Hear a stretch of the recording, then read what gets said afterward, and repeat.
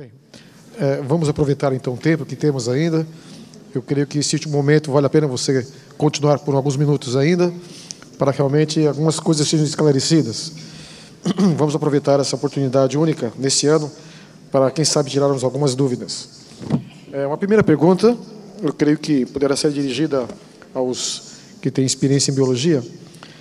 Quando Darwin lançou o livro A Origem das Espécies, o que ele conhecia sobre genética e bioquímica? Pode começar logo.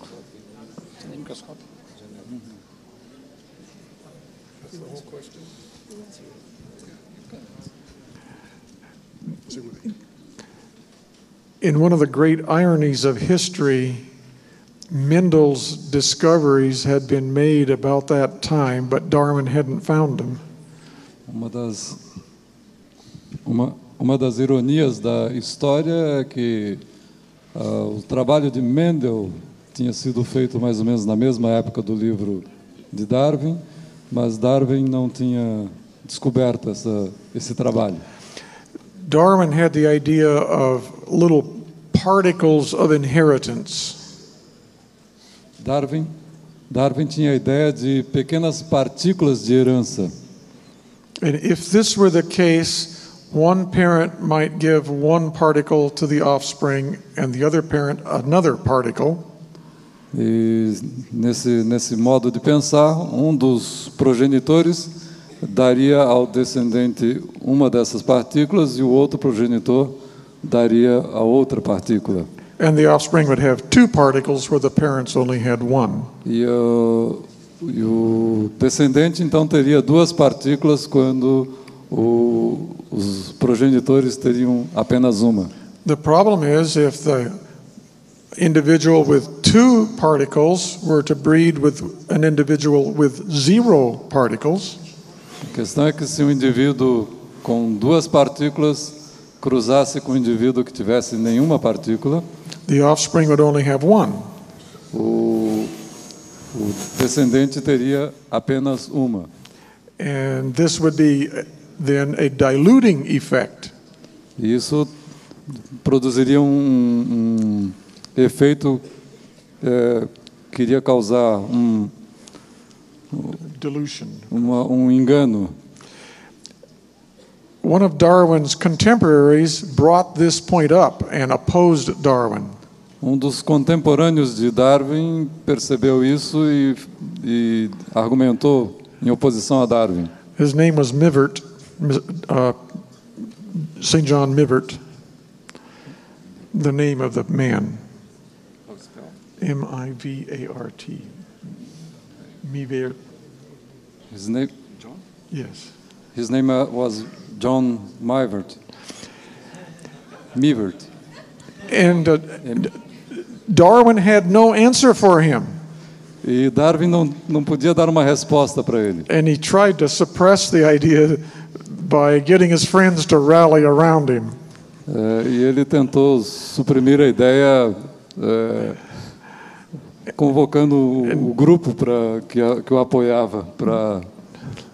Darwin never did have an answer for this problem. Darwin nunca pôde dar uma resposta para esse problema. Nevertheless, even though this problem actually was almost a disproof of Darwin's theory. De qualquer forma, essa ideia deles iria acabar sendo uma ideia que iria contrariar a própria ideia da evolução de Darwin. Yet Darwin's theory still was accepted. Mesmo assim, Darwin foi aceito. A theory does not have to explain everything and be without problems. Uma teoria não precisa explicar tudo e não ter nenhum problema. It may be accepted with the expectation that those problems will eventually be solved. Ela pode ser aceita pela expectativa de que com o tempo os problemas vão ser resolvidos.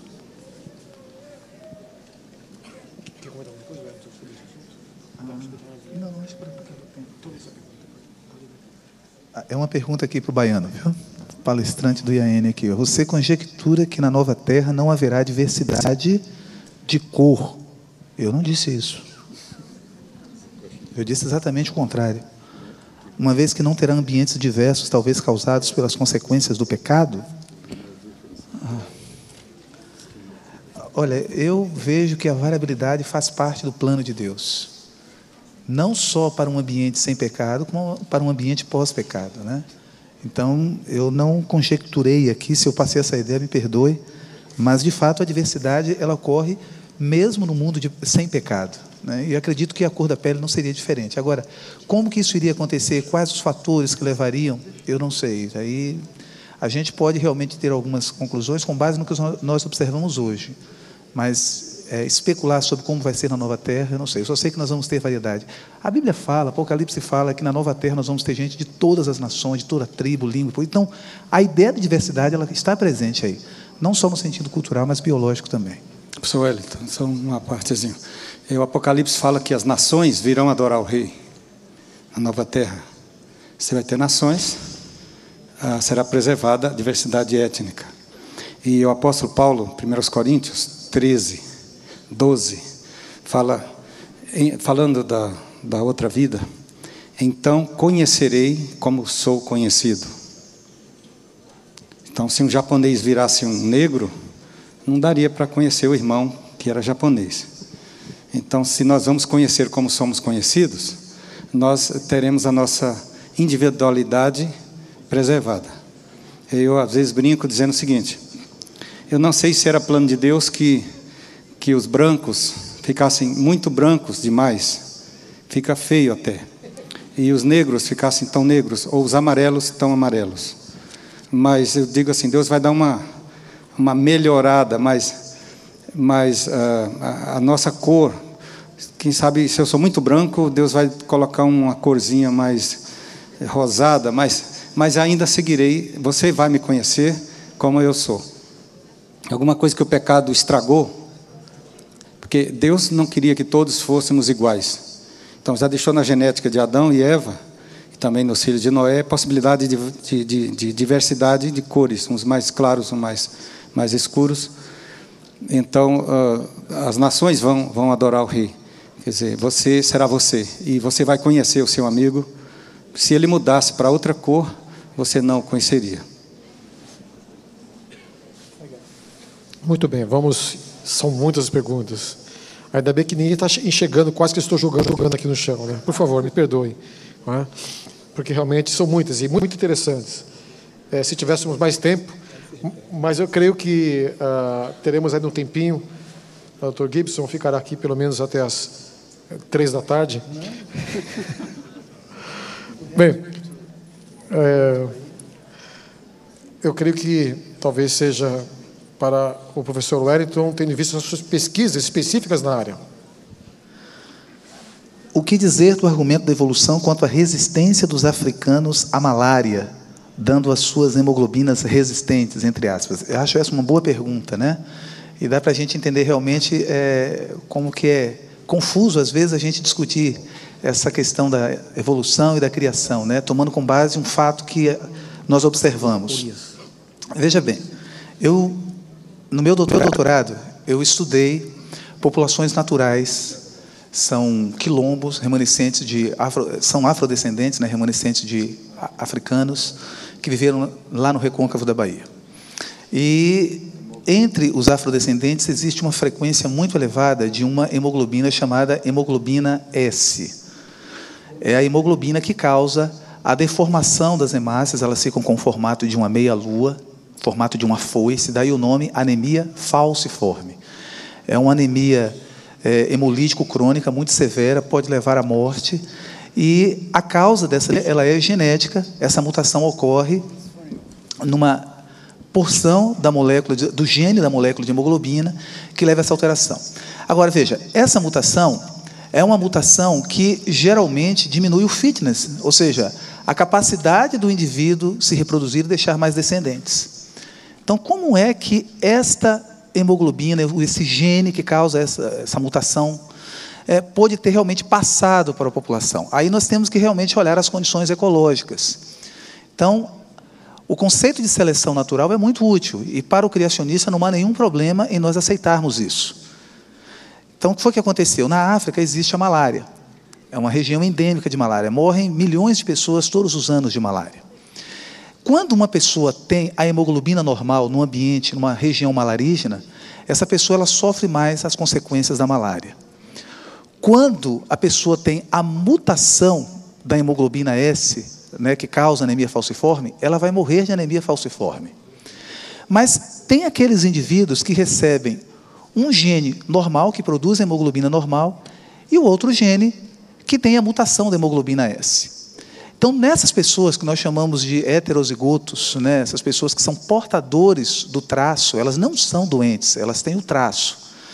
Essas pessoas, num ambiente malarígeno, elas vão sofrer menos, elas não vão ter as consequências, as crises da anemia, e também não vão sofrer também dos sintomas da malária. Vão sofrer menos. Então, essas pessoas tendem a aumentar numa população em que o fator seletivo é exatamente a malária. Então, nós não temos nenhum problema como criacionistas aceitarmos isso, porque isso é um fato. Primeiro fato descrito na literatura científica da atuação da seleção natural em populações humanas naturais foi exatamente esse. Então, a gente sabe que quem tem uma mutação em um dos seus genes na África leva vantagem sobre aqueles que não têm. Por isso que eles aumentam, e isso faz com que também aumente a frequência desse gene e mais pessoas surjam com a doença. Então, durante o período da escravidão, essas pessoas foram trazidas para cá e esse gene chegou aqui dessa forma. Então, veja, o fato de nós termos mutações, isso nós não negamos. O fato de que a seleção natural atua, isso também não é. Agora, faço uma distinção nas ideias de Darwin. Basicamente, Darwin tinha duas ideias. Ele explicava as variações que ocorriam dentro da espécie, como esse exemplo aqui, e uma ideia que ele falava que todos os seres vivos se originariam de um ancestral comum. Essa é a macroevolução. Isso não pode ser verificado, isso não pode ser observado. O que nós observamos são exatamente as variações que o Dr. Gibson aqui apresentou bem aqui na palestra dele, de diversificação de baixo nível, que Frank Lewis Martin falou de variação dentro de limites. Então, existe um potencial para variação, mas dentro de limites. Mas é interessante que, no caso da molécula de hemoglobina, não houve um aumento de complexidade, não houve um aumento de informação. Pelo contrário, né? Mas, nesse caso aí, nesse ambiente, quem tem essa mutação acaba levando uma vantagem. É isso que eu queria dizer. Não sei se o Dr. Gibson tem alguma coisa a comentar a respeito. Ok. Michel, por gentileza, você fica com a próxima pergunta. Okay. A pergunta que chegou aqui é a seguinte: levando em consideração tudo o que foi apresentado neste simpósio, muito bom por sinal, fica claro que os assuntos abordados aqui não são acessíveis à população. Diante disso, como poderia se desenvolver formas para racionalizar ou divulgar o criacionismo para todos? Eu venho tentando fazer isso há 7 anos, né? Eu não sou necessariamente um produtor de conhecimento, como as pessoas que estão aqui à plataforma comigo, que são cientistas, que fazem pesquisa acadêmica, né? Mas eu vejo a minha função como jornalista como alguém que deve traduzir esses conteúdos e torná-los acessíveis. E essa é a minha preocupação ali com o blog Criacionismo, a atuação nas redes sociais, tentando levar esse conhecimento para a população de uma forma mais traduzida, se eu posso dizer assim.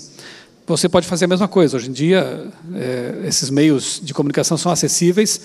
Essa revolução dos blogs, né, tornou as pessoas não só consumidoras de conhecimento, mas também produtoras de conhecimento, compartilhadoras de conhecimento. Então, você pode criar uma fanpage, por exemplo, lá no Facebook, com alguma temática que lhe agrade, né, na sua área de atuação. Aqui nós temos astrônomo, pelo menos um eu sei que tem aqui. Nós temos aqui gente de neurociência, biólogos, físicos. Ontem vimos que não há nenhum químico, né, mas fica aí o desafio. Enfim, por que não criar uma fanpage ou um blog específico na sua área e você, como criacionista, compartilhar esses conhecimentos com esse viés, com essa ótica criacionista? Eu pensei também no seguinte: popularizar eventos semelhantes a este aqui, só que nas igrejas. E aí procurar, quem sabe, palestrantes, ou você mesmo, que possa abordar o tema, claro que não num caráter assim tão técnico, né, mas de um modo acessível, para que haja assim uma certa desmistificação de alguns assuntos. Me lembro que uma vez fui fazer uma palestra numa igreja em São Paulo, e um irmão levantou a mão e disse assim, eu falava sobre dinossauros, né, e ele disse: olha, isso aí é tudo engano satânico, dinossauros não existiram. Eu fiquei numa situação meio complicada, né? Porque, com todo o respeito àquele irmão, tive que mostrar para ele que existiram, sim, e que não tem nenhum problema. Na verdade, nós podemos até usar esse assunto para defender vários aspectos do criacionismo.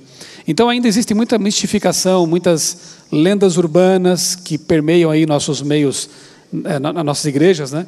E eu creio que organizar eventos criacionistas, quem sabe dirigidos pelos jovens universitários de cada igreja, também ajudaria muito a popularizar esses conhecimentos. E deixa eu mostrar aqui para vocês também um outro material, fazendo uma outra propaganda aqui. Não sei quantos conhecem esse estudo bíblico, Resgate da Verdade. Alguém já conheceu? Alguns, né?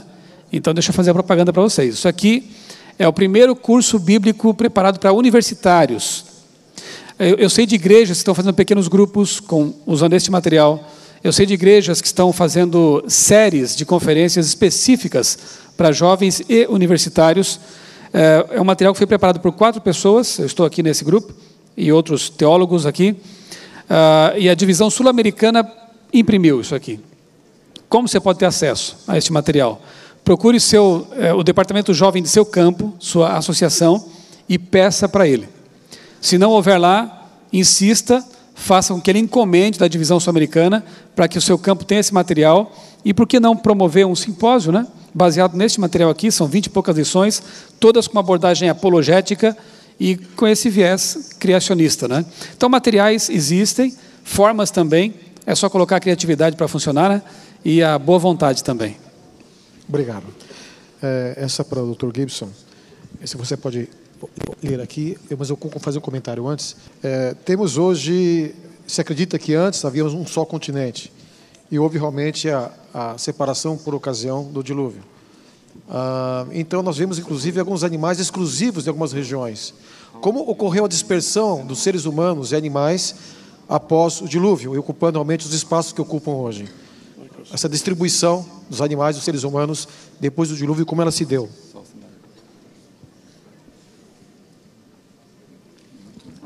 Okay. There are some unknown processes that are involved in that situation. Existem alguns processos desconhecidos envolvidos nessa situação. It appears to me the continents must have separated before the animals dispersed from the ark. Os continentes devem ter se separado antes de os animais terem se dispersado a partir da arca. The reason for thinking that is that we do not see what we would expect to see if the continents were still together when the animals dispersed. A razão para crer nisso é que nós não observamos o que nós esperaríamos ver se os continentes estivessem ainda juntos quando os animais se dispersaram da arca. If Africa and South America were joined together, se a África e a América do Sul estivessem juntas, during the time the land animals were dispersing, durante o tempo que os animais de terra estavam se dispersando, we should expect to see many similarities between the land animals of Africa and of South America. Nós esperaríamos ver muitas semelhanças entre os animais terrestres da África e da América do Sul. But there are instead many differences. Mas, ao contrário, nós observamos muitas diferenças. In the fossil record, no registro fóssil, we see many groups of animals that are now in South America. Nós vemos muitos grupos de animais que agora vivem na América do Sul. Do not appear in the fossil record of South America until what's called the Neogene. Não aparecem no registro fóssil da América do Sul naquilo que a gente chama de período neogeno. There is physical evidence for a establishment of a connection between Central America and South America at a particular time.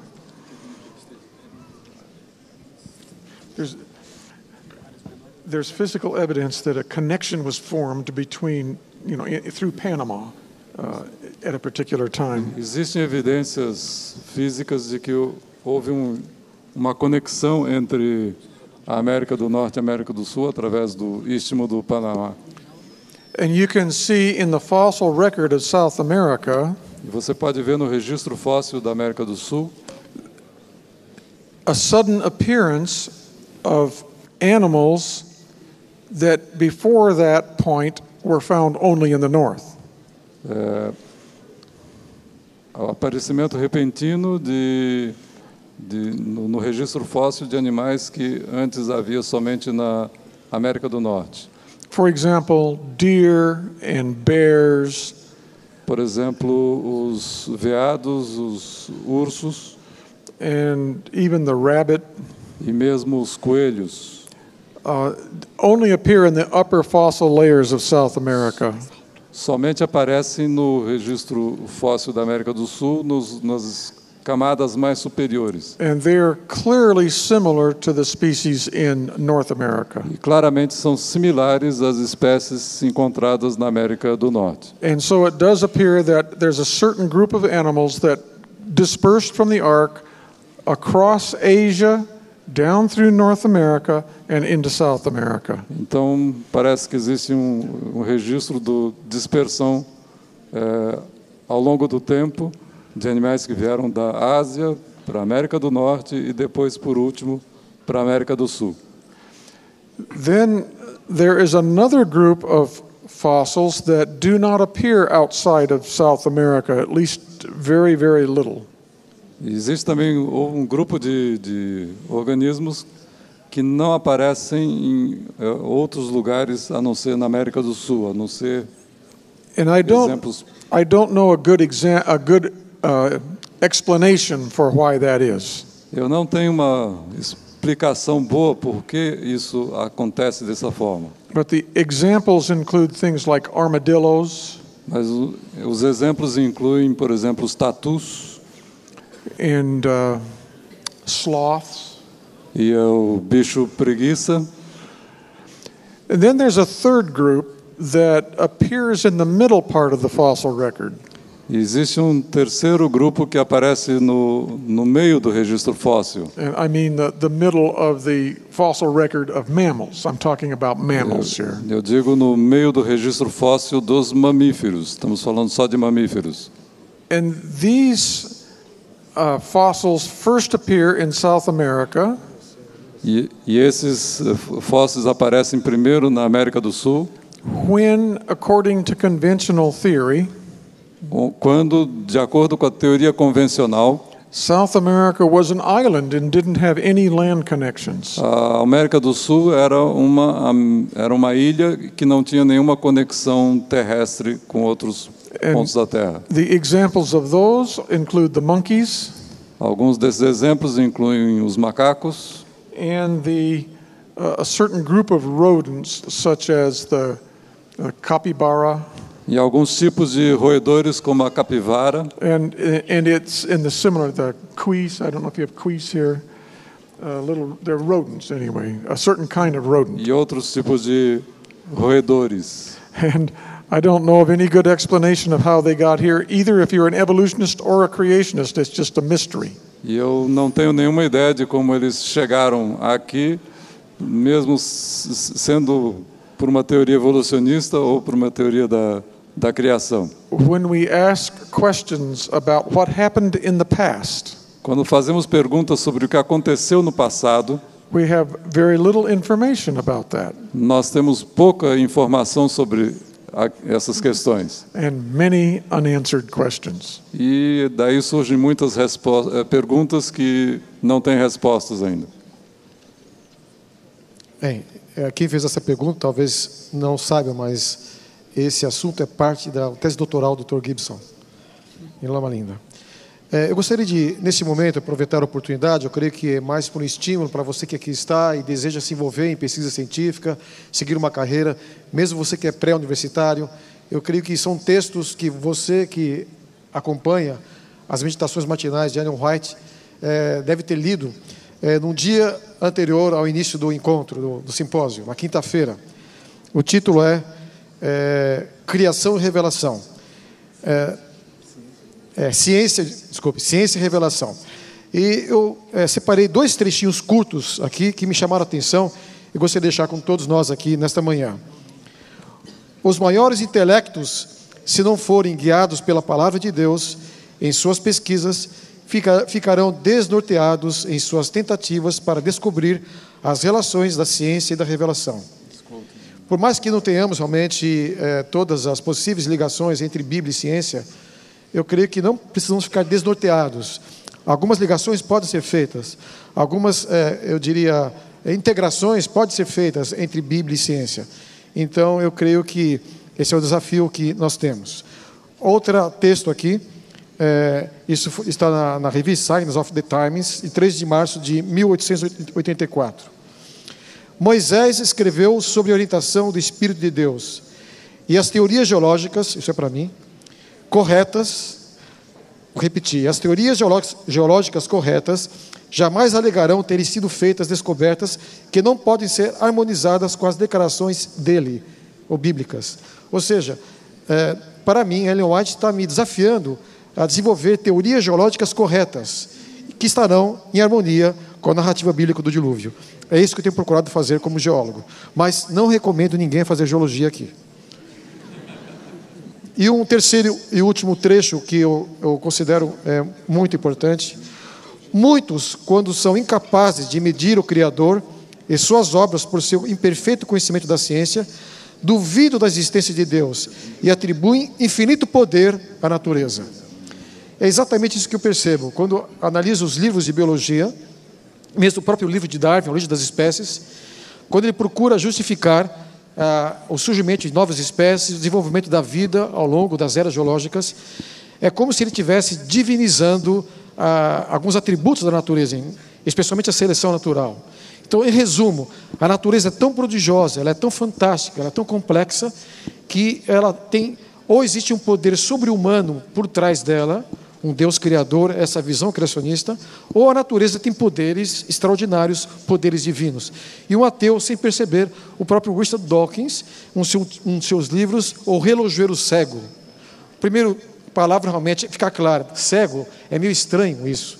Então, os ateus, sem perceberem, estão divinizando a própria natureza. E nós, como criacionistas, queremos que esse Deus está por trás. Um Deus criador, um Deus mantenedor e um Deus restaurador.